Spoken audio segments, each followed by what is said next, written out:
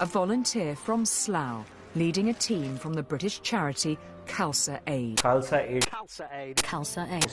KhalsaAid. KhalsaAid. KhalsaAid, a Berkshire-based international humanitarian relief. It was like being squashed in a little shed in the back of the garden. That was very surreal. There was no seat belts, there was no safety harnesses, flying across Somalia, the most hostile area. And the Afghani guy, the pilot, was reassuring me, Mr. Singh, if you get stranded, if the war breaks out, don't worry, just wave your passport. He was giving me all this advice. The first place we landed was called Badawa, and I remember gunfire as we were parked up. Some massive fight breaking out. I said, what if they shoot at the plane? He said, don't worry, these planes are sacred to these warlords or the people who take the drugs. And I'm thinking, oh my God, they're going to let us take off, they're going to shoot us down. I didn't have a phone to call home. You were just on your own. It's just you, the plane, the pilot, and hundreds of those armed people.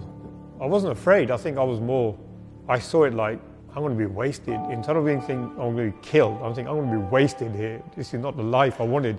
You know, if you want to die, you do something useful.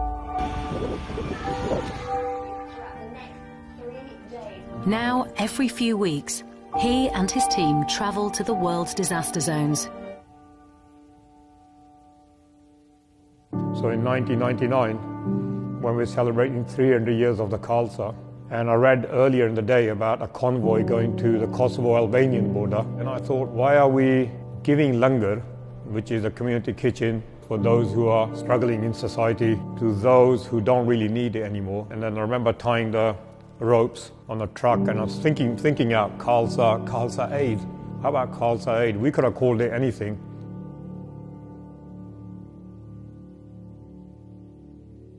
To have this Seva institution, which we talk about Seva, selfless service, for this new generation, so they can do Seva, real Seva around the world is needed. So it was a transformation, overnight transformation actually. It was an overnight transformation. Social media changed the way KhalsaAid was seen by the public because our work spoke for itself. And when social media came along, we could showcase our work in a way that this is who we are, this is what we do.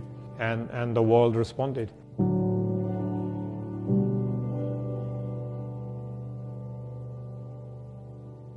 2010 Haiti disaster was a defining moment for KhalsaAid. We hired an office. We then started hiring staff. We started building a team instead of just being full-time volunteers. We've now grown since 2010 and we continue to grow. And that's all because the Sangha, the community, who recognize the work. And we will continue to grow.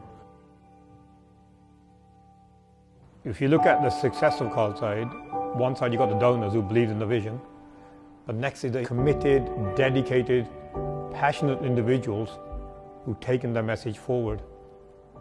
We are humanitarians. You know, no matter what we do, we're driven by humanity, and it's great to see, especially young volunteers who follow the same ideology. We don't differentiate. There is that message, the core message of compassion for humanity hasn't changed.